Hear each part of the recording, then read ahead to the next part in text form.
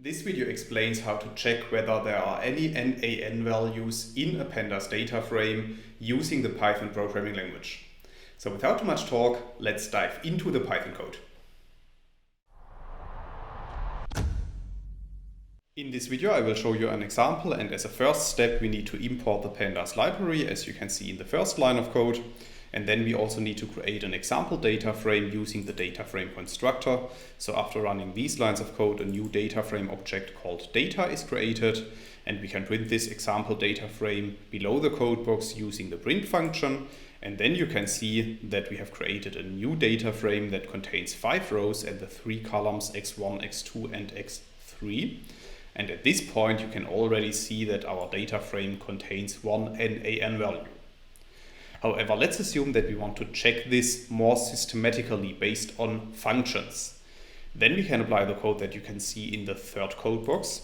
So in this line of code, I'm using the isNull function in combination with the values attribute and the any function.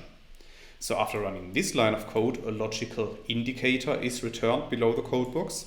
And in this case, this logical indicator returns the value true, which tells us that there is at least one NaN value in our dataset. That's all I wanted to explain in this video. In case you want to learn more on this topic, you may check out my homepage statisticsglobe.com, because on my homepage I have recently published a tutorial in which I'm explaining the content of this video in some more detail. I will put a link to this tutorial into the description of the video, so you can find it there.